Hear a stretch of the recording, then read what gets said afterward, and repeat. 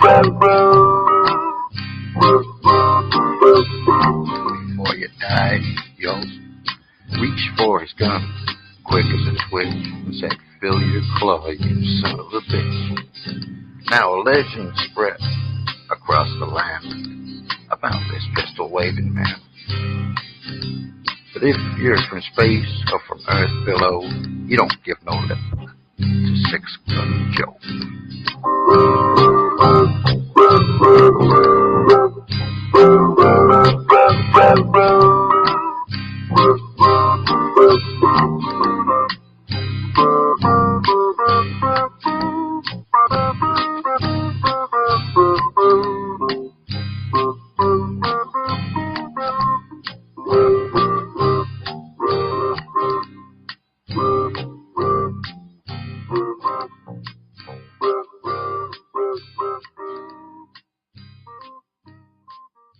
Welcome to UFO Undercover with your host, Joe-Montaldo.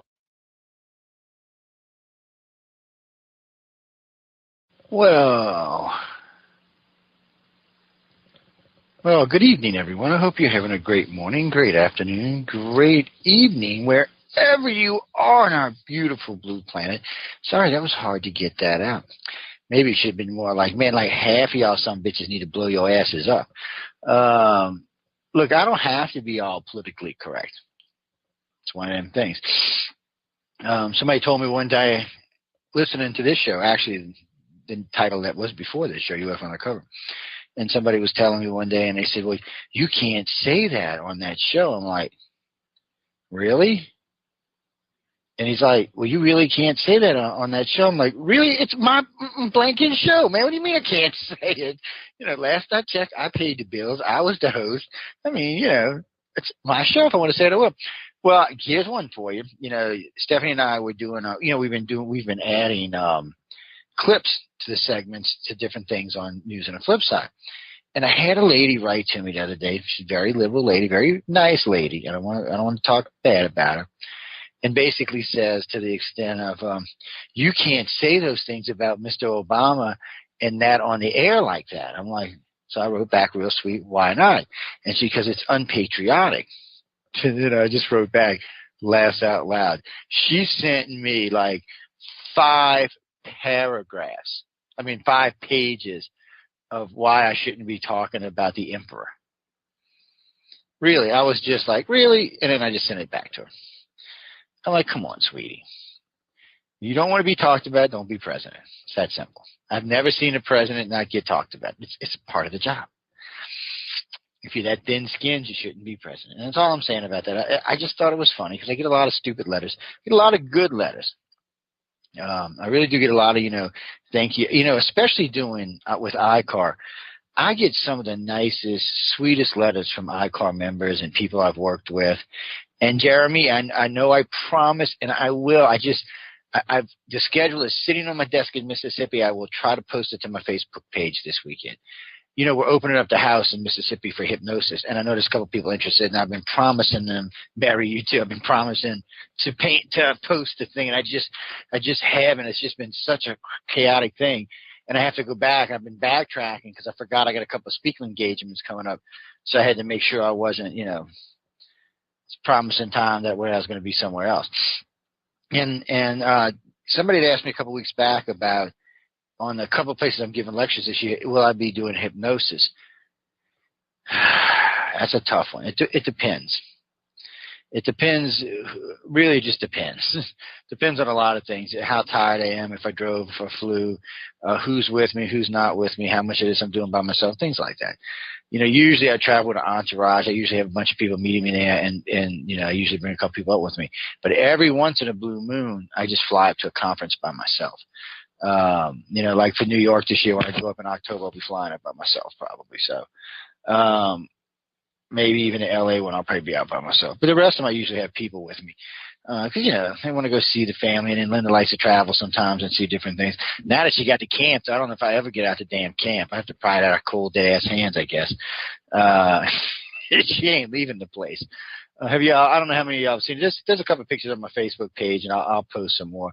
I had posted the address up because you could find it. It's still listed with the realtor which is not who we bought it from. We bought it from somebody else, but we bought it from the owner directly. But it's a great place. It's a great place to do hypnosis. It's very laid back. It's very beautiful. And, you know, it's a camp. Somebody the other day said they had seen some pictures of it online. They said, Joe, that's not a camp. That's a house. No, it's a camp. It may be a pretty camp, but it's a camp. It's 16 feet off the ground. It has a porch out in the back. It has a boat launch underneath it. It has a dock. It's a camp. I don't want people to get the wrong idea. It's a camp. It's on 2 acres of land. You know, it's up against the Gulf of Mexico on the bayou. It's a camp. There's wildlife running all over the place. You'll see raccoons and opossums and all kind of wonderful other stuff. Foxes. Haven't seen any deer, but I don't think there's any deer in that area. There's too many homes around there. But you've seen everything else but hawks. I love these hawks. They think my dogs are snacks. They don't come around so much now that I went outside with a shotgun, but for a while they thought my little puppy, my little black Maxie, was a snack. I'm like, no, buds, I will shoot your ass out of the air. They don't call me Six Gun Joe for nothing. You will be hawk on a shish kebab. Because my grandpa told me never waste a good bird when you can just shish kebab him up. They used to have me go shoot crows for them. I know. The damnedest things you do when you're a kid. Well, it's a good town to visit. I mean, I got a story for Saturday. They had the 10 worst cities to live in, or 10 worst states to live in, or whatever it was. But Louisiana made like 4th or 5th. Matter of fact, the top 5, I believe, was southern states. And I'm like, so I decided, which I shouldn't have done, but I decided to go check on some other states like New York and Chicago and Illinois and California and Michigan, just to see what the comparisons was, right? So I'm trying to figure it out because they based it on crime stats and healthy living. So I said, well, okay, I'll go check out these 4 or 5 other states. I found at least 5 other states that had way worse. I kind of was wondering what was the intention of this article. New Orleans does have a bad crime rate, and I'm honest about it. You don't ever want to come down here by yourself, and you don't want to not. And if you do come down here, there's certain neighborhoods you want to stay out of, and you never want to travel by yourself, ever. And if you can, avoid walking around in dark, unlit streets early in the morning, unless you know where the hell you are. Because, tourists are like candy to some of these people. The Quarter rarely ever had problems with crime, but lately even it's been having problems. So it's just be careful if you're down here. That's all I can tell you. It's a great place to come hang out. You'll have a blast. You have a lot of fun. I'm in the Quarter all the time. I don't have any problems down there, but I'm also a local. And I do know my way around. And I will walk down dark streets early in the morning. I'm doing all sorts of things, actually, which half of them I can't mention on this radio show. But I've done some ghost hunting, some UFO hunting early in the morning down there. I've done other things, too, but nothing I can talk about here. Maybe we'll do an R-rated show one night. But nothing I can talk about on this show. But the French Quarter is a great place, and you can have a lot of fun. And you can let all your inhibitions go because no one's going to ever say anything about it. It's kind of like Vegas. Everything happens on bourbon stays on bourbon, unless you happen to have friends that own a radio station. It might be a little bit different. Yeah, we'll go ghost hunt. I love to ghost hunt. I don't do it because I have iCar, but I do like it. Man, I'll take you to this old 400-year-old baby cemetery in the middle of a swamp, scared of a Jesus out of your ass. It was abandoned. Well, it's not actually abandoned. It was taken over. NASA's Stennis facility, when it incorporated the area at the Mississippi-Louisiana state line, it took over 4 towns. There were actually 4 principalities there. And the Stennis facility engulfed all of them, so their graveyards and water towers and all are still left behind. This great Jason's in the room. Jason's been there. I think Jason's been to the graveyard in the swamp in Honey Island. But there's 3 or 4 of them out there. And man, you got there like a full moon at 4 o'clock in the morning. I don't give a shit who you are. You be Mr. Ghost Hunter with the balls the size of the house. It's still going to scare you, buddy. Because if nothing else, you're in the swamp. You're in a graveyard on a full moon in the middle of the swamp. And God knows what kind of voodoo's been going on back there for the last 400 or 500 years. I'm not even sure if I want to last 300 or 400 years. Sorry. I'm not even sure if I want to know. You find the damnedest things buried in the swamp. Rule to the wise. If you see like a rag with some stuff stuffed in it, don't dig it up. Leave it alone. Trust me on this. Just leave it alone. If you're not well protected, you don't understand this stuff, you can do harm to yourself without even realizing it. In so many ways that it's not even funny. And I'm not even talking about just the magical stuff where you might disturb someone's ceremony or someone's magic. Just some of the shit they put in there is dangerous. So just be careful. That's all I got to tell you. No, where we saw the black shadow things, which we'll probably talk about at the end of the show today. Where we showed, I think Erica's going to stop by to plug her new book, so maybe when she comes on, we'll talk about it a little bit. But where I saw that was in Honey Island Swamp. It's in the same swamp, by the way. This swamp, there's a lot of shit goes on in this swamp, not just for us. There's literally hundreds of people that have had problems up in there. And what's funny is no one ever said anything about the swamp, except it was scary until we started going public with stuff. Now that we've been on the air, and now these spots have gotten popular. People go visit them a lot more often. A couple of these places, they put up big lights. Yeah, one of the best UFO, well, not best UFOs, but one of the best TR3 Black Triangle watching areas in the whole Gulf Coast. They stuck a big white light up there so it blots out the sky so you can't see anything coming over now. I was like, that's so cheesy. I know people go shoot the light out all the time. But, if you get caught doing it, it's a $500 fine. As long as you use a BB gun. If you use anything bigger than that, it's probably quite a bit bigger fine. But it's a great place to go. But to break it down, if you leave New Orleans, New Orleans, everybody forgets, New Orleans is built in a swamp. Okay, it's the high ground in a swamp. That's what New Orleans itself is. Where I live is Metairie. It's just a swamp we filled in and built on top of. That's where I live, which is about 2.5 miles from downtown, about 3 miles from Bourbon Street, maybe 4. I live in a swamp. It feels like a swamp. It smells like a swamp. It looks like a swamp half the time when it's raining. New Orleans itself was built on high ground, but everything around New Orleans is where everybody used to go do this stuff. If it's within a 5-mile radius of downtown New Orleans, probably has all kind of murdered, dead people who have been, whatever. You've got pirates hiding loot, gamblers doing stuff, voodoo queens, just bad people in general. There's a lot of shit went on down here. New Orleans was it still is, but it was, a very hub city. It was just a bad place to be back in the day. It's trying to get its reputation back, but it's just a bad place. Not too much in the way of rules and lots of debauchery, which is kind of what it's like right now. But there are rules now. There's still all the debauchery, by the way, but there are rules now. And they still find people floating dead in the swamp with weird stuff stuffed down their throats and wrapped around their heads. Voodoo is alive and well in New Orleans.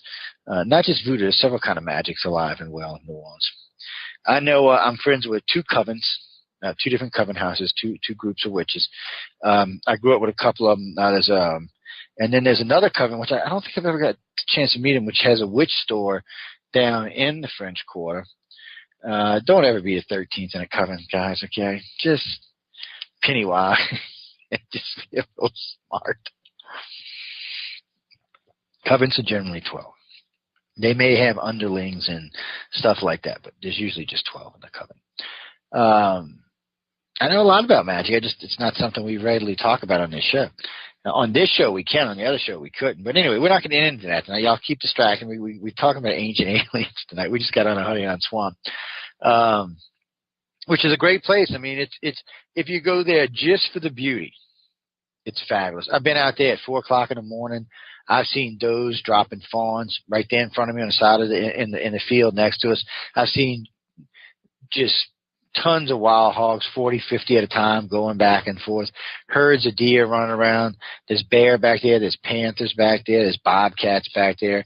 There's big old whopping-ass alligators back there. We were out there one night about 5 o'clock in the morning. It had flooded a little bit. I'm like, damn, there's a log in the middle of the road. Big old-ass log, too. I'm like, man, I have to get out the car and drag this log so I can get around it because of the way I wanted to go. Yes, I got up there, and I'm looking with my headlights. I'm like, man, that's an odd-shaped log. I got about 15 feet from it. Snapped its head around, snapped at my headlight. I'm like, you stupid-ass gator. He's probably about 12 feet, 13 feet, laying, just sitting in the middle of the road. I just kept blowing a horn at him until finally he got out the way. I rolled the car and stomp it and roll it back. He finally said, all right, this guy's crazy. Let's get out of here. I thought about just shooting his ass, and if I'd have been in my pickup truck, he'd have been lunch. Oh, yeah, he'd have been a new pair of boots at the very least, man. A gator that size for meat and hide worth $6,000-7,000. Easy. I'd have been like, ooh, thank you. Thank you, Glutton, for delivering this alligator to my family. No, I'm just kidding. What is that? Oh, no, anyway, let's get on topic now. We've goofed around enough here. You know, ancient aliens has always been one of my favorite topics. And when we say ancient aliens, of course, we're referring aliens back in the ancient cultures, the ancient worlds, and places like that. Now, it depends where we're going to start. Now, we're going to actually start a little further back than most people would like. We're going to go about 55,000 years. We're going to travel backwards in time about 55,000 years to Europe. Now, of course, this is Stone Age Europe. I mean, what's going on here? You know, some guys running around with some rocks and some spears with some rocks tied on in them. Probably don't even have really sharpened or anything. Not much going on. You know, just procreation and killing each other. Pretty much it, and killing other things. Just typical human crap. So, hence they lived in caves and places like that. Cave art. Found it. I think it was in, I believe it was in Germany. It was right around there. I think it was Germany though, but if not, it's right around there. There's a cave there, and then there's another cave. I think it's in Ireland or Scotland. I always get the two confused. Both of them depict what appears to be 3 discs. They're painted as discs. They're definitely in the sky because you can see the deer underneath the disc.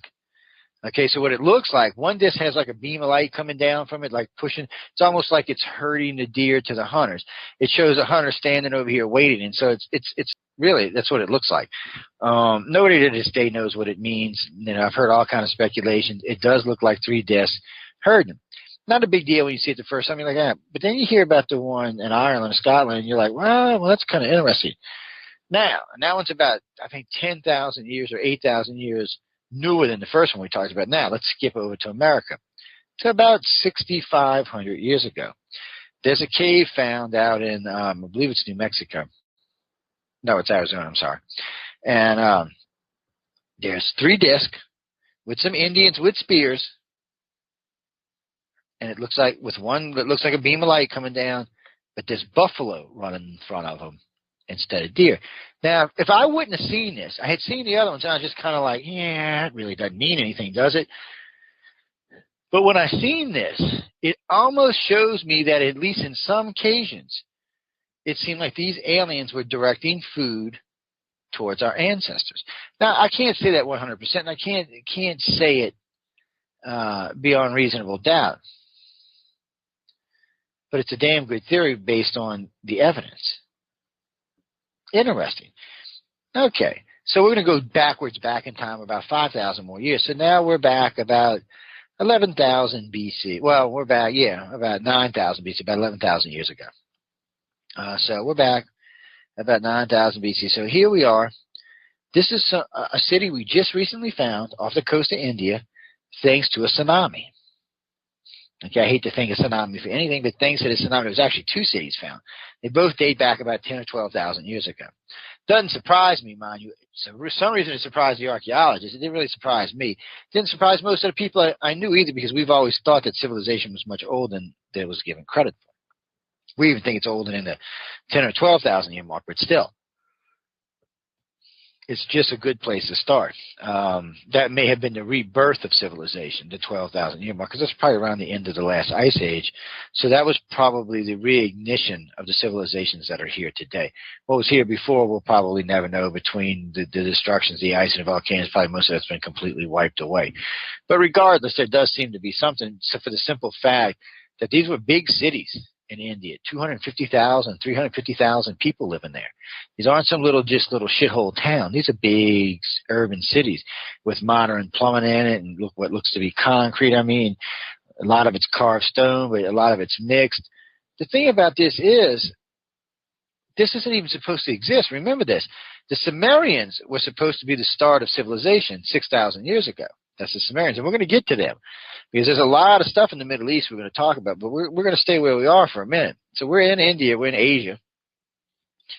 And obviously, we find this city. Well, there's in the middle of the city, there's an altar that's well, I don't want to say an altar. It's a big square block. And on the floor is a big circle, and it's obviously the floor, okay? And it could be any tile circle like anything else. But what's so funny about the circle is it has a circle in the center of the circle that looks like a dome. Could mean anything. Okay, so we're going to go there. We're going to go walk around the ruins. On the earth side of the ruins, what I mean by that is the side closest to the land side, is a wall where they found a group of these things. And what it looks like they're intermingling with the people, like the fishermen were right there. It's almost like the disc things were pushing fish up on the beach.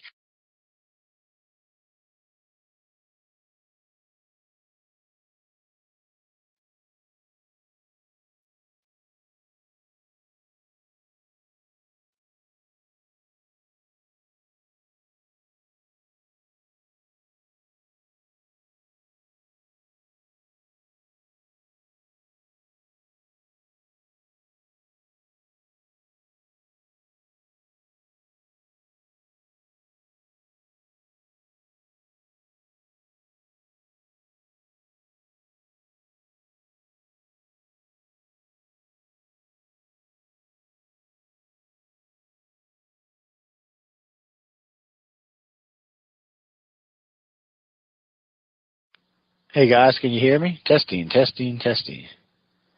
Okay, that was weird. Now the internet went down. I don't know what the hell happened. Yeah, that was just a tad bit freakity weird there. Not sure what the hell happened there. But okay, let's get back to what we were talking about. Let's make sure everything's plugged in real good before we get back to what we were talking about, because that was weird. And we don't want no more weird crap going on. It just did. It was like the whole internet went down. Either that or something hacked the Paltalk account. I'm not sure. But anyway, so here we are, we're finding this what appears to be something, feeding the multitudes at some types of discs. So on at least 4 occasions now, we've got these discs associated. I think there's more than that, actually, but we're just going to stick with the 4. That looks like in some way or another they're driving food or something towards humans. Now, what the discs are, we're going to talk about later, but still, they're there. We have the pictures of that. That seems to be what's going on. Now, we're at, around 11,000 years ago, which is, like I said, 6,000 years before the earliest known civilization. Now, from what I've heard about this Indian city, this is a very advanced city. Now, and recently, now it's not even considered the oldest city anymore either. From what I understand, there's at least 4 more cities been found around the world that actually predate these by 2,000 to 3,000 years. This all seems to have popped up right at the end of the last ice age, or right as it was waning out, as it was becoming temperate climate again. It seems to be when all this was popping up. Why there was such a big setback is anybody's guess. Could have been Levette's cosmic pulse, as far as we know. But something happened. And the reason I say this is, before we go on any further, when you think about this date, 12,500 BC, okay, which is 10,000 years ago, when you think about this date, you're like, oh, no big deal, the end of the ice age, 10,000 years ago, no big deal. Yeah, but it is a big deal. Because the only time that Leo lines up with the Sphinx is at 12,500 years ago. The only time the Great Pyramids on Giza line up with Orion are 12,500 years ago. It's a significant damn number. The only time the statues at Easter Island line up with the Seven Sisters, 12,500 years ago. The only time Angkor Wat lines up with Draco, 12,500 years ago. There's at least 4 other examples of this. Now, all of this stuff was built after the fact. So every society we're talking about here had to understand precession and quite a few other things about space science, actually, to build monuments to something that happened 6 to 8 or 10,000 years before they even existed. So my thing is where did the memory come from? What drove them to do this? What drove the Egyptians to build monuments to something that happened 6,000 years earlier, but leave no notations about why? Angkor Wat. There's no reason why the city was designed to line up with Draco. We know they all had fascination with stars, but for them all line up with their prospective constellations in the same year is just weird. Okay, anyway, look at that. That's just beyond a coincidence. I do not believe in those kind of coincidences. There was some kind of driving factor to this. Maybe it's genetic memory, maybe it's something inbred, maybe they come around so often and say, hey, look, build this monument so you don't forget, so you don't forget, so you don't forget. Apparently we want to forget. Whatever the hell it is we want to forget. Must not be anything fun because humans seem to want to forget this. And we have all these monuments. You would think, and I've heard modern-day scientists talk about this and modern-day archaeologists, they can't argue with the fact that these line up with their constellations. This is a fact. This isn't speculation. This isn't some whack job saying, oh, these constellations. Oh, no. This is heavy-duty astronomy, and it's a fact. They line up with their constellations at 12,500 years ago. So when you ask archaeologists about it, why is it such a significant date for all these different societies? And remember, some of these societies we're talking about didn't know each other. They had never met each other. So there's not even any real way for this information to be assimilated by any of the other cultures. Unless we were a much faster seafaring and better seafaring race than we ever realized 15, 20,000 years ago. Ooh, but I find that kind of hard to believe because it was an ice age. How much water was there actually on the planet? Well, I imagine in the middle it was a lot, but still. I don't know, guys. It just doesn't seem to. Science's answer for a lot of this stuff just doesn't seem to add up. It's 2 and 2 is not making 4. It's making like 14. And when you question them on it, all they do is get mad. It's always a bad sign when you ask a person a question and they get mad because it means they don't know the answer or they're lying about the answer. But either way, it's just not a good sign. Unless it's a question that's been asked that person 100 times. It might be different. So anyway, we've got all these ancient cultures, much before the Sumerians and the Egyptians, out there. There are 4 or 5 of them, it looks like, prior to us. And then, of course, there's Bimini Road. If you want to talk about it, I can go back and forth on Bimini. I can go back and forth on a Japanese city. I'm still not 100% either one of those or what they say. But the sunken city off the coast of Cuba is a fact. It's never talked about. It's officially been recognized by the American, Canadian, and Cuban archaeological societies. There's been formal digs. There's been formal divers. There was 2 of the divers we even knew personally used to come in our old chat room on UFO alien phenomena and talk about what they were doing. And then all of a sudden they shut up.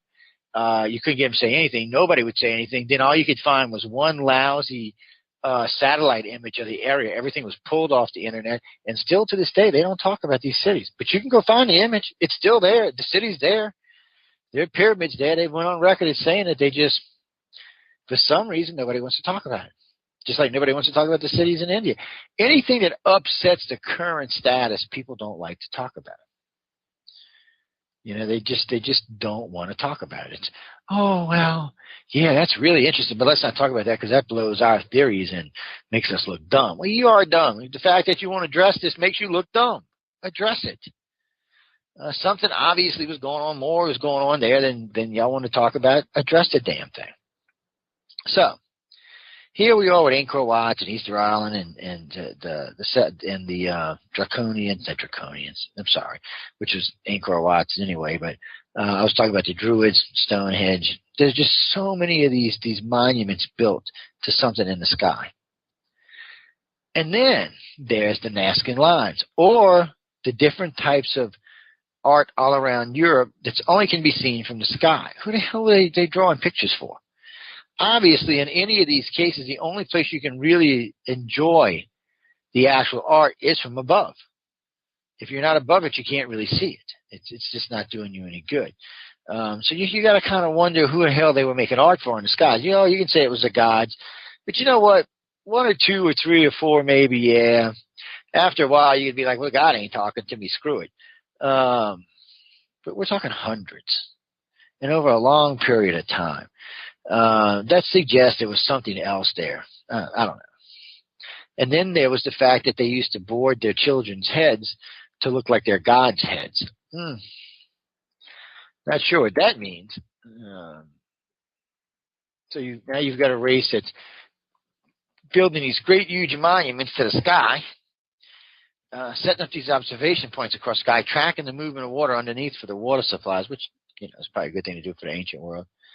And then they're forming their children to look like the gods that they see. And the Nazcans talk about meeting the gods and talking to the gods and giving you great descriptions of the gods. So they're talking about meeting them on a first-hand basis. And if you go through all the ancient world, what I like to call pre-civilized world, you'll find that there seems to be a lot of this type of interaction, a much more basic, fundamental, hey, here's your food, here's your clothing, here's your housing kind of thing. It doesn't seem until we ring up until a more modern era, which is the Sumerians or the Egyptians, that seems to change. It doesn't so much seem then that they're bringing food or clothing or stuff like that. It seems more along the lines that they're imparting knowledge, and not always good knowledge, by the way. Sometimes it seems to be self-serving or not serving to us anyway. It may not be self-serving to them, but it doesn't seem to do us any good. And, of course, there's always a thing that sometimes the information is good. We just don't know how to use it, or we abuse it. Either way. But now we're in Egypt. We're going to go to Egypt first, because technically, I know there's a big argument about Sumerians with the first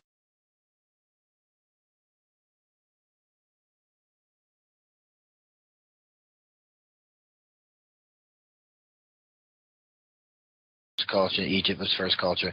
Well, they have the Zero dynasty in Egypt. Now, there was the first dynasty, which was about 500 years younger than the Sumerians. The Zero dynasty is about 2,000 or 1,000 years older than the Sumerians. The thing about it is when you read some of the stuff they're talking about visitation from the skies. Not just that. It's not just the interaction. It's not just the visitation from skies, but there does seem to be interaction, at least with the hierarchies of these societies. These aliens seem to interact, interbreed, whatever you want to call it, with these different societies around the world. And it seemed to go on for a couple of thousand years. It wasn't just like in a flash in a pan.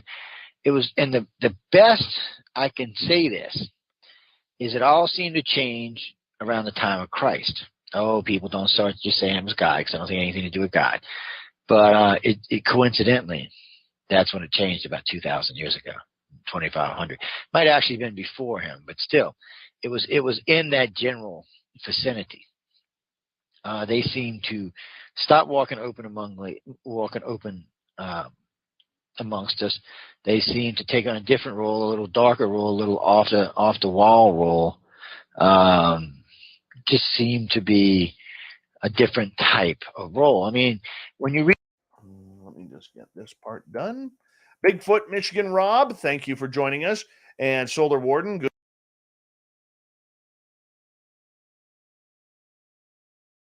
Her on next week. You know, why don't you just get it and hold it and make it a one world government? I guess evil begets evil, huh? I guess in the end they get their own. We'll just leave that alone. Anyway, so at about 2,200 years, somewhere up in there, that's basically when we said screw it and everything changed. And it seemed to even take on even a more aggressive tone than even the generations before it. Even, I'm not saying that there wasn't some bad ones. There was the hordes, the Mongols. There was all kind of nastiness. But maybe I should say we just became more efficient at killing. Maybe that's the best. We became more efficient at growing. We became more efficient at everything around 2,000 years ago. So there seems to be another influx of technology around there. So we have the Sumerians talking about these aliens that used to come visit the planet and take their women and children. I mean, the Sumerians, not just the Sumerians, I mean, the Dogons, even the Egyptians, they give great detail. What's funny to me is the Egyptians describe, the Egyptians and the Sumerians describe what I would like to call the human-type aliens with the elongated heads, long heads in the back. And what's funny about it, the Egyptians actually paint pictures of them. I've only heard them in stories in Sumeria. Also, both the Sumerians and the Egyptians talk about reptilians. The Sumerians say the reptilians used to come in and rape and steal their women and rape their women and then bring them back. And then the women would have children and the children were different. Well, the children weren't different in the way they looked, but the children were different in the way they act. They had suddenly became self-aware. And they were all like, what the bleep bleep, what the bleep bleep, what the bleep bleep.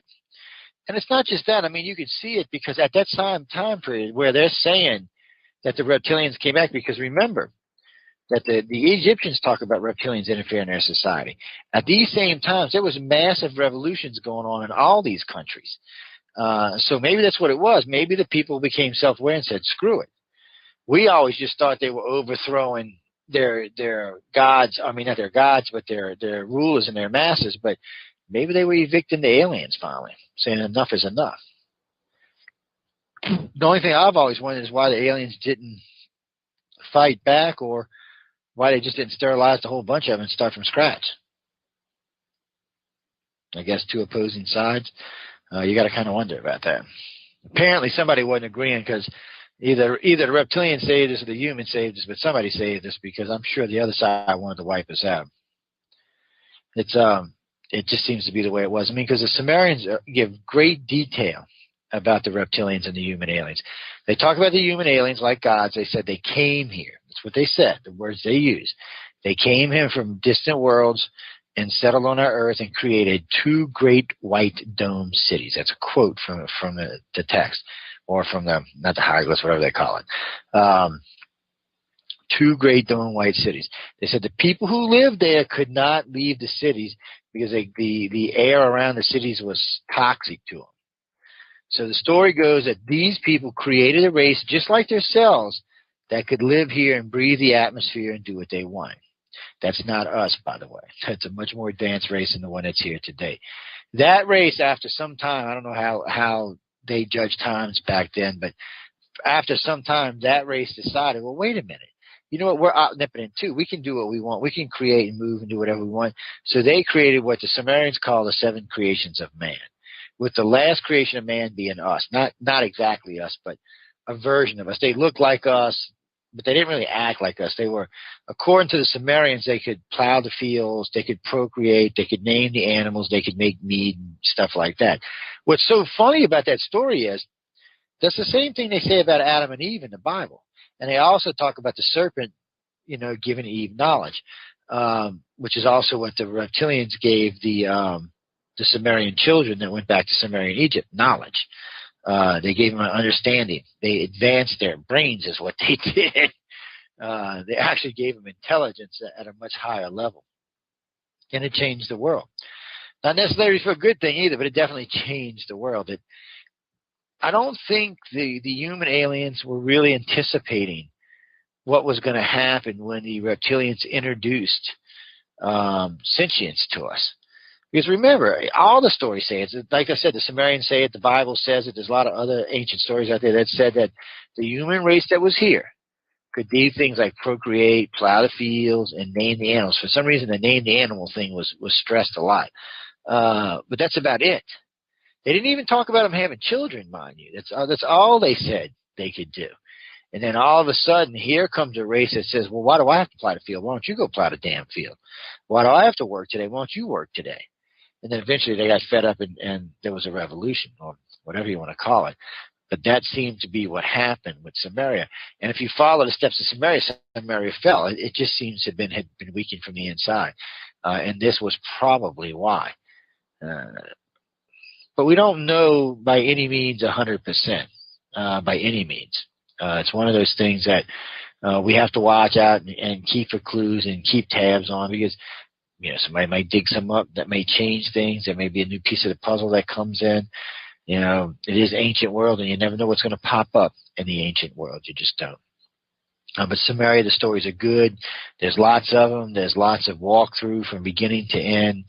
They're pretty stable in what they believe and what they say. So the data is probably pretty good. But what helps their data is the Egyptians and the Dogon. The Dogon talk about the Nemos, what we like to call the reptilians. They call Nemos. They talk about this race that came here and landed in the water and then came walking out of the water. 2 upright walking reptilians. And they describe the reptilians that everyone sees today. They say they're a very benevolent and very kind race, that they're not a vicious, eating human kind of race. The Dogon think they're very benevolent, very kind. So do the Aborigines, by the way. Most Native Americans I talked to said the same thing. The lizard people are much nicer than the humans are. You hear the same story from contactees now. But by saying that, I don't want to give somebody a false sense of security, because reptilians can be mean and vicious when they want to be, and without any real cause either. So just keep that in mind when dealing with them. You know, it's funny you said that there, Dan. There was somebody had posted, actually Leela had posted a picture on the Facebook today that showed all kind of underground diggings with different levels and different things going. And I was telling her I must have lived in a past life because the one on the bottom right was mine. It was even air conditioned by the cool mud on the deep ground. You never know, man. You never know. You just never know. But with Samaria, you have a good fundamental basis of what seems to be some type of intervention. You go over to Egypt, you find basically the same story. I mean, it's basically the same damn story. The only difference in Egypt is now we seem to be having even bigger and broader miracles. Parting of seas, moving of mountains. It just, things seem to be changing. I mean, of course, this is later on now. You know, this is 2,000 years or 3,000 years later. But there does seem to be a progression there. Dogon, like I said, get into great detail about Nemos. And the Dogon knew a lot of stuff. For a little tribe on the outskirts of Egypt in Africa. Yes, I know it's the Middle East, but the Middle East is in Africa. Who sent me that? Come on, you don't know where the Middle East is? It's in Africa. Sorry. It was just dumb the way you wrote that. I apologize. Oh, man, you threw my whole train of thought off there. But the Dogon live in a mountainous region. It's pretty cut off from everything. They have an advanced knowledge of circulation. They have an advanced knowledge. They've even known to have performed all kind of surgeries. But more importantly, they knew about Sirius A and B, but they also knew about Sirius C, which is really important. So is B. But even more importantly than that, they knew the orbit of Sirius B around Sirius A, 55.5 light years. 55.5 years. How in the hell does a tribe in Africa figure out the orbit of a star they can't see? Remember, we can only see the star with a radio telescope. We can't see it with a normal telescope. It can't be seen with the naked eye, and it can't be seen without a radio telescope. So you tell me how the Dogon knew about in 1890 about a star. And somebody said, well, it's got to be a fake, and some archaeologists went there and said, oh, no, they knew we had this, and they knew. Really, if you look at their culture, their calendar has always been based on a 50.5-year calendar, which is the orbit of B around A. So I don't know how any archaeologists can even debunk that. That's just trying to say stuff just to be an ass, because really there's no way to debunk that. Their calendar is based on the orbit of Sirius B around Sirius A. They tell you that, and it's the same orbit, and no one knew that, 500 years ago or 300 years ago or 1,000 years ago. There was just no way to know. We've only known it for the last, 100 years. And the story was much, much earlier than that. So you just gotta kind of wonder, why the hardcore fight against this? Why? So anyway, let's pop forward to the Christian era. Okay, we're still in the Middle East. We've been in the Middle East for a while now. We're starting to feel sandy and dirty. I'm gonna need a shower after this show. It's dirty out here in the Middle East, but we're still here in the Middle East, kicking through the sand, sifting for clues, digging in the dirt, basically, watching the crazies run around, dodging bullets right now. It's a little dangerous over in the Middle East right now, but we're still there. In comes, 2,000 years ago, Jesus Christ appears on the scene. Okay, well, at least we were told that was what would happen. 2,000 years ago, he appears on the scene. What's funny about it, though, there seems to be a lot of rigmarole and a lot of UFO sightings around the same time. There seem to be a lot of weird stuff now, signs and pretenses in the sky. Okay, the Son of Christ is born. Of course there's going to be things in the sky floating around. Well, there were things in the sky floating around before he came and long before that. But regardless, in this time area, there seemed to be some changing of the guard, something different. Something was going on, because remember, we had the Egyptians before this, Moses driving the slaves from Egypt and so on and so forth. Hell, as far as we know, Moses was an alien. Hell, as far as we know, he was taking them for himself. We just don't really know for sure. But anyway, we know all of this was going on around the same time. While all of this stuff seemed to be going on, we're talking like across about a 1,500-year range. I don't want anybody to get confused, but while all of this was going on, every culture in the Middle East talks about UFOs, seeing things in the sky. They've talked about UFOs intervening on other armies' behalves. I've heard about a dozen stories in the Middle East that says silver. Actually, the two that stand out the most in my head or both. There was a silver-like shield that came over and blasted a beam of light down and blew the gates of the city open so the invading army could come in. Now, both these stories are, of course, written by the army that invaded. But what's funny about it, and one of them for sure, the conquered army actually wrote about it. I don't know. Does it mean anything? It means something. There was nothing flying in the sky 2,000 years ago. There was nothing flying in the sky 3,000 years ago. There was nothing flying in the sky 250 years ago. So anything pre-200 years ago, you got to be interested in. You got to go, what the hell? Especially when you hear stuff about, oh, this thing appeared, disappeared, or zipped across the sky. I mean, these are common UFO sightings in today's society, so they were happening 2, 3, 4, 5,000 years ago. It's not like ET just popped up on the scene. ET's been here for a very, very, very long time. And in different times, he, she, or it seems to be very involved in our cultures and our society. You know, when we first started doing research, we thought this was just pure research for them. Meaning like, probe this, probe that, push this, pin that, try this psychological test, try that stress test, try this test, see if they like this, give them chocolate, see what happens. You know, just basic test. But this goes far beyond that. They definitely, from the beginning of the stories we were talking about, where it seemed they were driving food, to where they even seemed to be getting involved in politics in the Middle East. And then remember this, in both Samaria and Egypt, some of the leaders had those elongated heads, whatever the disease is called. Just happened to be, you know, it looked like, to me, matter of fact, the first time I ever seen one of them, it looked, that's what I would picture, a hybrid of a human like us and a human alien interbred, because the head wasn't quite as big as a regular human.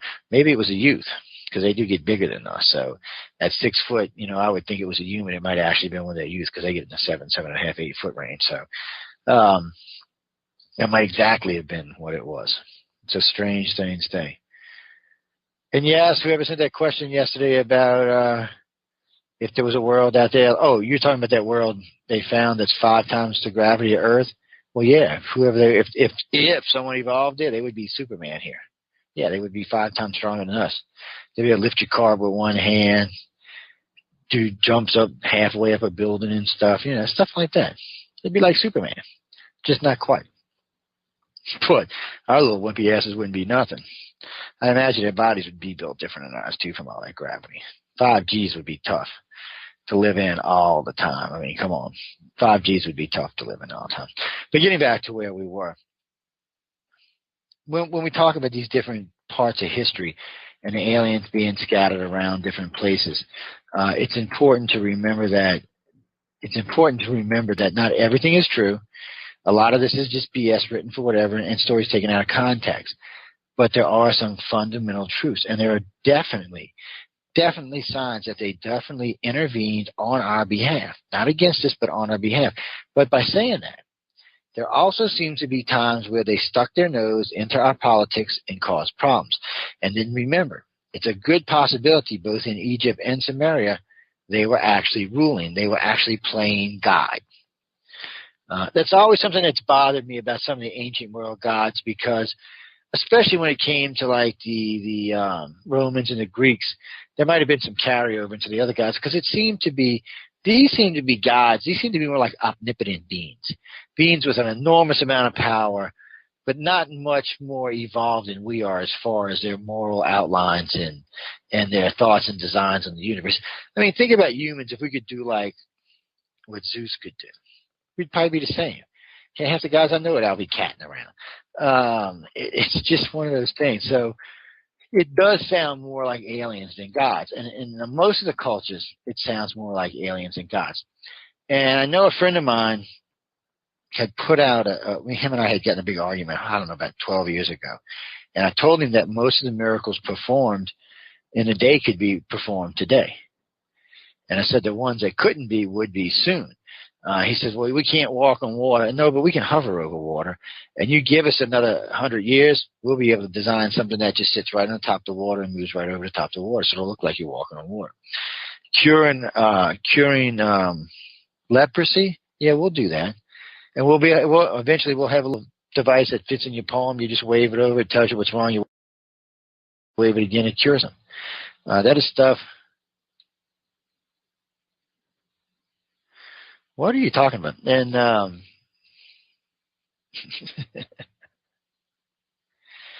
But anyway, I know we're getting ready to go to break here in a minute, so I want a couple of things right quick on the. Oh wait, hold on. We'll let Jason in before we go to break. If I can find him here. Hold on, ladies and gentlemen.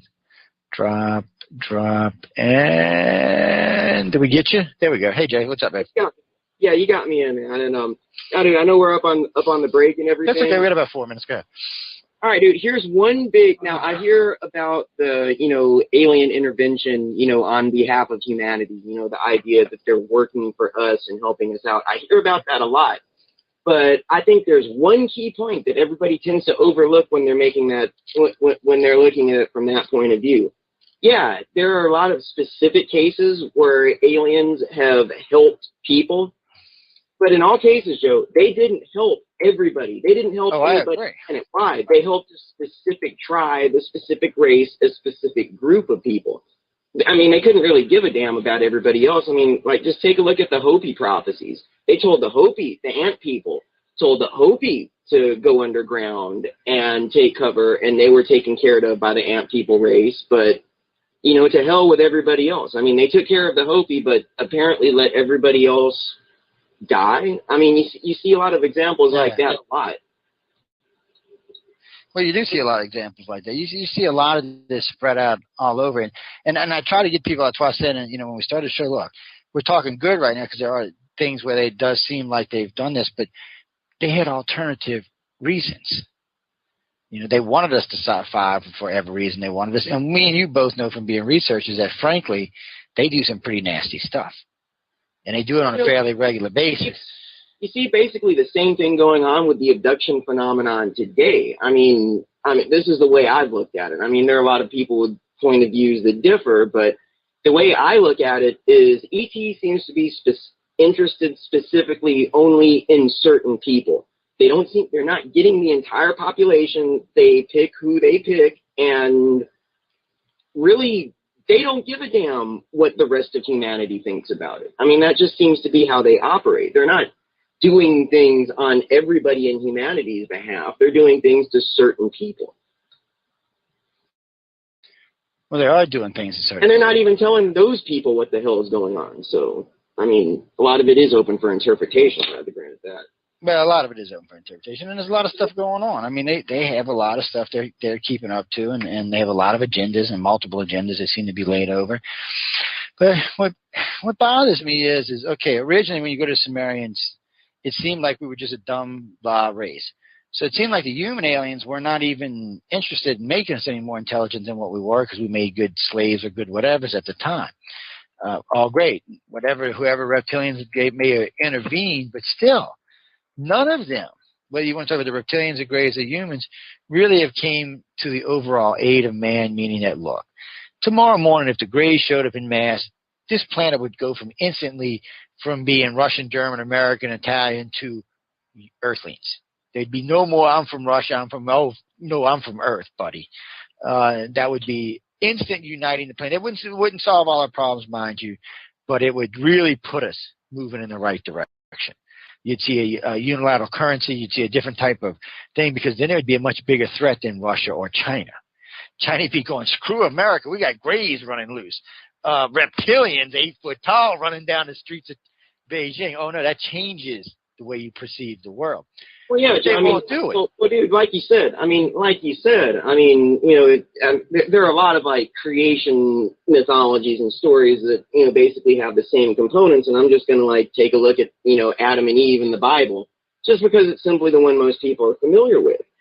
And well, I said earlier that extraterrestrials never seem to make an intervention on behalf of the entire race. They only seem to do it on for certain groups that they've decided to pick and hit to hell with everybody else. I have to back up and say I was wrong about that because you made me think about something, man. The last time that an extraterrestrial race made an intervention that benefited the whole of mankind was basically when the snake gave us the apple. Yep. And of course, we think it's a sin. Well, of course, history's written by the victors, so you just have to look at it from that perspective when you're taking a look at the Bible in the first place. But I think that, like you said, it almost looks like something created us to be young, dumb, stupid, naive, completely and totally complacent, and completely and totally dependent on our creators. And then what did the evil reptilian do? Came down and gave us the ability, to think for ourselves, knowledge, to be able to figure out the universe on our own, and this is the bad guy? Yeah, no. And I would really like to know what the reptilians' alternative was, other than, maybe they wanted to get back at the humans or this, that, or the other thing. It just seems to be, well, yeah, I mean, why add competition to the planet, Or maybe they thought we would be allies long run. I guess maybe they really thought 1,000 years, 10,000 years down the line, when we find out what really went down, we may ally ourselves with them and blow off the humans. Because, for us, first we're going to want to migrate towards humans because they look Actually, Joe, there's already a story where that basically happened. I mean, take a look at Prometheus and the Titans. Prometheus gave us fire. He did the same thing that that the snake did in the Garden of Eden. Prometheus gave us knowledge, and then the gods decided to destroy the Titans over that. I mean, basically the scenario that you're putting out here, there's already an allegorical tale that basically says it. There is. Well, there's a couple of good ones out there, but it's like when we talk about the Adam and Eve story. If you go back through history, you're going to find this story almost in every society where some serpent or some reptilian came in and either gave us life or gave us knowledge. You got to wonder from their point of view they did it. I mean, I'm hoping it's because they want to be allies. There's always an argument that it's their planet, but then why create competition? They'd have left dumb. No one would have thought about nothing about them wiping out a dumb race. I think it's actually a little bit more literal than, the snake as a metaphor. If, like I said, if you take a look at some of the Greek mythology, that's a little bit more literal. It's blatant, and it's like one race of gods versus another race of gods. Well, it is kind of that, and I guess that's what it's coming down to when they're talking about the different types of aliens and stuff like that. And in all fairness, and I don't want to hate on the people who live back in the ancient world, because in all fairness to them, the only way they could understand alien technology and alien intervention was as gods or demons or deities. I don't know how else you could do it, and it got me to thinking about David and Goliath, because Goliath was probably a damn human-type alien. Poor bastard got killed with a rock. Now, that's just got to be sad for an alien. Right home to Mom. Dad got killed by a rock by a human the other day, Mom. I don't know what to tell you here. Oh, man. What was he, 8 foot tall probably back then? Everybody was only 5 foot tall in a day anyway, so you didn't have to be that tall. 7 foot, you'd look like a Joe, but you have to look at it back then, dude. I'm 5'8", and I'm considered basically short in today's world. But if you took me back 3,000 years, I'd be tall. Hell, dude, you'd be considered a damn giant. Yeah, that's what I'm saying. It's just kind of a strange thing. It is really, really kind of a strange way to think. But anyway, we're going to go run the break, guys and girls. We'll be back in a little while. Talk about some other stuff. Talk a little bit more about the ancient world. Maybe some weird shit we've seen out in the woods or something. Who knows? Let me put y'all into some music, and I'll see y'all in about 8 minutes if Pal Talk will behave.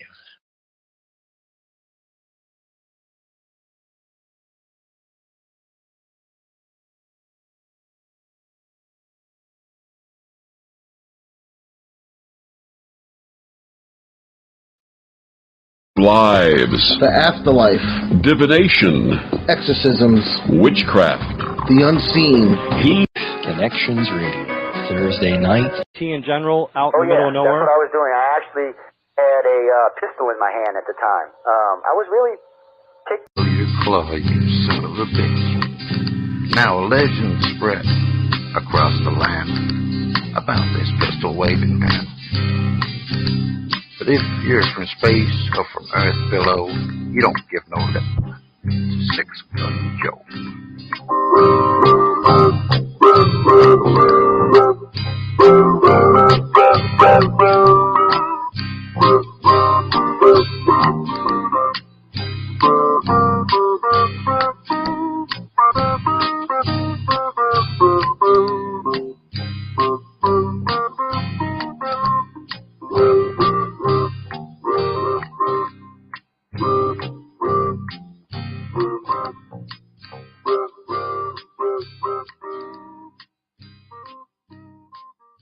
Welcome to UFO Undercover with your host, Joe Montaldo.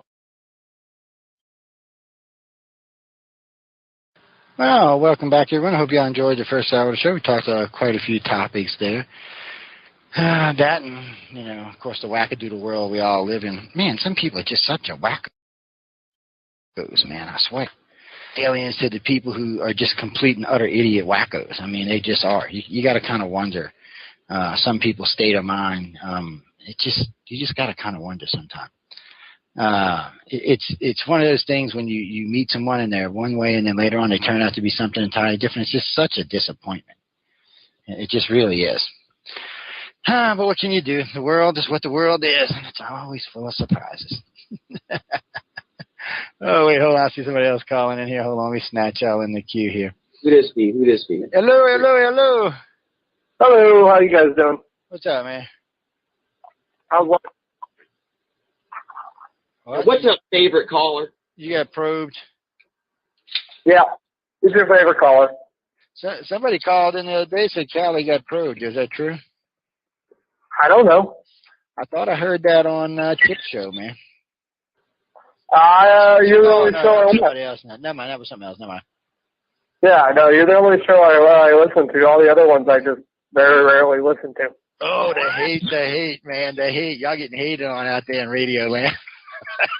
Well, I don't even listen to your politics show because I would probably call in and scream at you people. I listened once. Yeah, you don't even listen to my show, Dick.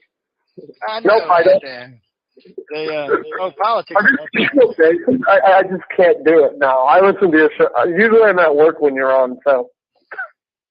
Well, one thing good about the political show is it's getting syndicated, so at least I'll get a paycheck from it. Hello, Callie. Hey, and by the way, I did not get probed. Hey, let's be honest. If anyone's getting probed, it's Joe and Jason. Those are the ones that get probed. No, me and Joe run Mill Labs. I mean, Joe's like the big, like, 5-star general. He's like the George Patton. I'm like the little 4-star general. We're going to reassign who gets run Mill Labs. Hey. Y'all two could goof off aliens care about any kind of status you have. Aliens gave it to us. What are you talking about? That's why you keep her, man. That they allow you to talk. So when you go see the Gray, you say, "Look, Johnny Gray." But anyway, before the break, Joe, you said something interesting. You and Jason were talking about something interesting, and I kind of want to throw something at you. I have a slight hypothesis that I think that actually it wasn't the human aliens that created us. I think the Titans did. And the reason why that is, if you look at what are known as the bull people in ancient Egypt, these guys were like 18 feet tall. And they left when a humanoid race came in. And there are a few records about it. And I think the reptilians are allies to them. It's possible. But that's actually a better theory than any of the shit I've heard David Wilcox say on Ancient Aliens. Well, even though I don't see how biomechanics would allow an 18-foot tall giant without any serious medical problems, because like if you look at like people like gigantism, like they have a lot of. Yeah, but that would all depend on where they were born. If they were born on a planet somewhere with a 4G environment that was say 20, 25 times the size of Earth with a light core, you could get away with it, but. But still, like high gravity actually makes life more squat, and they probably like if anything, they have to have several legs in order to support their own weight, or even hydrogen bladders or something. Not necessarily. Yeah, but not like 5 or 6. You're talking about like 40 or 50. The reason why they were called the bull people was because they had these massive like suits supposedly that basically looked something like a bull, I guess. That's what they looked like. That might have been the human aliens, because they couldn't, when they first came here, they couldn't breathe the atmosphere. But they act so different than what they were already 8 or 9 foot tall, so inside of a suit, they were probably 40 foot tall. They like literally, like the text say, they brought writing, they brought fire, with what Jason was talking about, Greek and Prometheus. They gave us fire, they gave us writing, they gave us knowledge, they gave us the form of art, creativity, and stuff like that. That doesn't sound like they wanted us to be a slave race at that point then. Well, no, that's not true. All of that so that you could be a slave race. Think about what you just said. You can't be an efficient slave without efficient equipment, my friend. That's the whole point. They wanted us intelligent, but not to the point we could challenge them. That's the whole point. But they also gave the Egyptians supposedly math and mathematics. Math came later in the Egyptians, 3,000 or 4,000 years later. Well, the pyramids right now. That's something that the Egyptians probably gave themselves. Whenever that DNA was encoded back into the Sumerians, that was probably when they learned math. But before they did deep scans of Egypt. There's over 5,000 pyramids, and some of them now are dated to the 0 King. They like admitted that. So there are pyramids that are older than what civilization is supposed to be. Like, are those peer-reviewed articles or anything? Because, like, usually, like, I don't consider an article or anything like statement like that very credible unless it's peer-reviewed by other experts. And it's tough because when you peer-review something, you can like check for the facts themselves and look at the sources. The other thing about that is peer review is the surveys done on Egypt. 5,000 pyramids or so, and it was also on History Channel as well as Discovery and National Geographic. Well, I know there's been peer-reviewed work done on the Sphinx, and there is a consensus that the Sphinx probably is 10 or 12,000 years ago because that's when it was raining in the River Nile Valley. But even that's still questionable. Even though it has been peer-reviewed, there's still a big fight in Egyptology about how old the Sphinx actually is. The funny part about the Sphinx is it does line up with Leo at 12,005 years. It may have been built then, but since none of us are here, we're never going to know, and there's no way of carbon dating it to be sure. There's just no way of dating it to know, unless we find some writing somewhere that says this. And since we don't know what the original face was, we just have a lot of ideas. We think it was a lion, but we don't even know in the beginning if it wasn't something else. I mean, we're talking about a monument that's 10, 12,000 years old. God knows how many heads it's had on it. I predict 12, just random number. I like the number 12, and I like that. And the seat, the way it's sitting, that could be a dog, a hyena, a lion, a tiger, any damn thing, man. I mean, that's the stance that most big animals take when they sit out. So, okay, what is the carbon? What is the dating on the pyramids right now? Do we know? 6,500 years for the oldest one. 6,500 years. Yeah. Okay, and wait a minute. And that's an argument. Technically, if you want to go by where there's a total consensus, the oldest pyramid is, I believe it's 5,800, either 48. Ow. Reset Jason there. But it's somewhere right around. Jason, huh? He'll be back. He'll be back. Okay. He'll be back. He got zapped, but he'll be back in a minute. But that's the whole thing. When you get the Sumerians are pretty clear about what went on. So was the Dogon. So was the Egyptians. What's nice about the three of them is their stories overlap. So it gives you some. Actually, I've been reading through the. I've been reading through the Sumerian text, and they don't and actually I find that like they don't really match up with the way you describe them. For example, I've been like reading through them several times. I haven't found anything about like anything reptile-like and raping women and like having children. Look, I'll even save you the grief. Just type in reptilian Sumerian text; it comes right up on the internet. You don't even have to. You don't. It comes from legitimate sites. You don't even have to. It's not even a big deal. And why don't you like if you don't want to take it there, you can go to Stitchin's site, which I hate to use him, but you go to Stitchin's site, and his links directly back to the library. So actually, to the British Library, if I remember right. It's not a big issue here. You just apparently ain't a good researcher, but it's not real hard to find it. And it's not real hard. Why don't you post the links? Because I still find I have a rule about that. Now I got a rule about posting links. I always have. I don't post one link because if I post one, I got to post them all. And frankly, that's all I'd be doing. You know, and I'm real honest about that because that's all I would be doing is posting links. So I tell people all the time, if you want to get it posted, I even tell people you can post it on my sites, you can post it on my Facebook pages. I don't mind. But once we discuss a link, because every link we've discussed has been posted somewhere on one of the sites at one time or another. And to be honest with you, on the old iCar site, which is still up, www.icar1.homestead.com, it might still be there. I just haven't been on the site in 2 years, so I don't really know.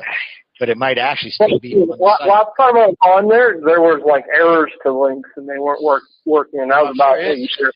Well, which one? About a year ago. So there's I just don't use it anymore. But there's 3 ICAR sites. Which one were you talking about? There's www.icar1.com. Okay. Yeah, that was the one I was on, and all the links weren't working. Yeah, that site is actually getting ready to come down.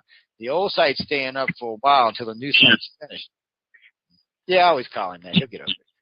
I've interviewed him before. He'll survive. I mean, not him. Okay. I'm sorry. I interviewed Ike before. Wrong one. Got him cross there for a minute. Hey, I was in the middle of the new iCar website when it decided to crash 6 months ago. That was a fun day. But yeah, it's actually supposed to be down. I'm not even know why it's showing itself. I'll have to go see why it's showing up. Because right now it's supposed to be sending it over to the iCar1.homestead site. So I'll have to go find out why it's doing that. But yeah, we're getting rid of that one altogether and just keeping the old one until the new one's finished. The new one's finished because that site, the one you're talking about, was built in HTML and it's just too hard to upkeep because we have too much shit coming and going, so it's just too hard to upkeep. So it's coming down and just a normal. Why did you build it in HTML? I didn't. Somebody else did. It was somebody who did it for us. And it's a great site. He did a great job on it, by the way. Yeah. Hey, so what did you say to look up again, for the old site? No, for the text. For the text.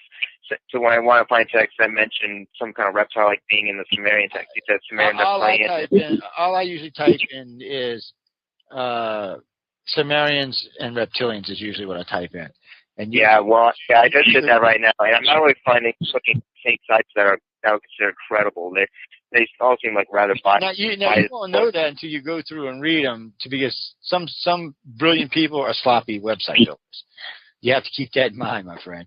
That's something I had to learn when I first started surfing the internet. Some cheesy sites that sometimes got really good information on because the guy who is writing it is excellent. He just lousy website builder. I found that out a long time ago. There's 2 Princeton professors that post.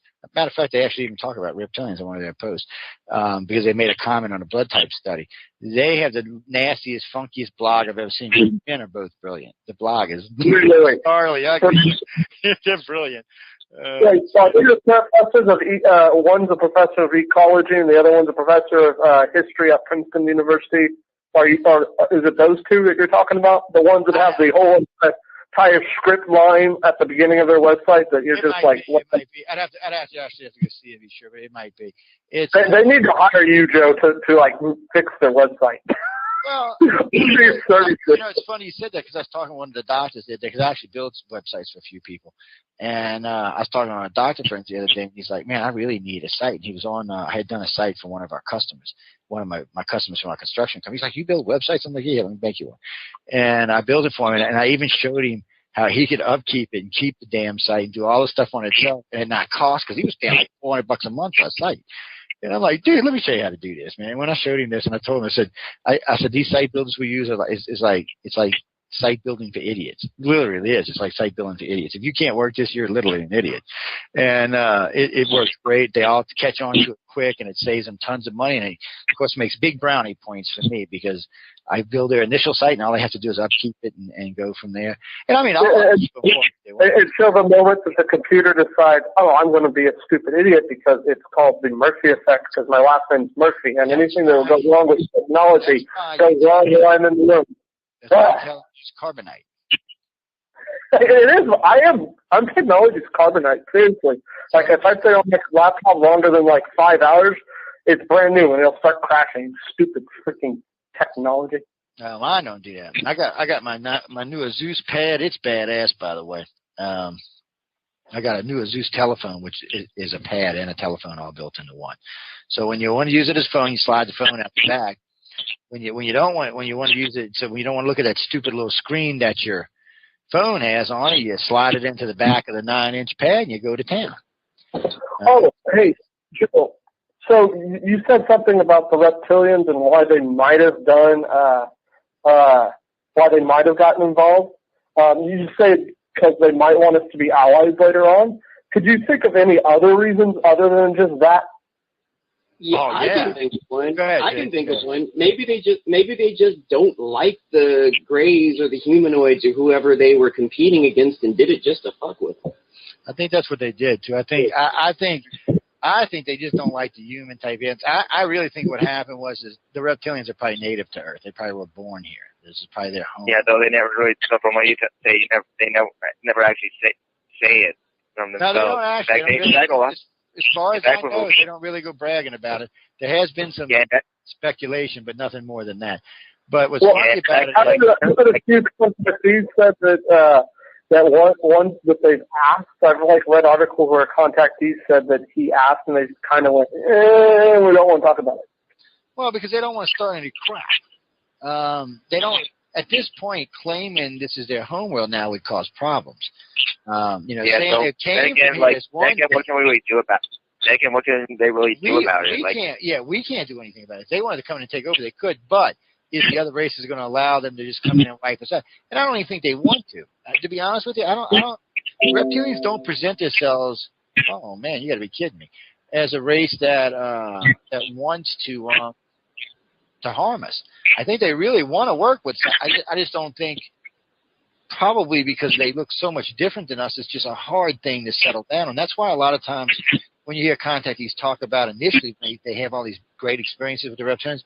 Initially what you hear them is this beautiful woman or this beautiful man that later on, years down the line, turns out to be a reptilian. You hear a lot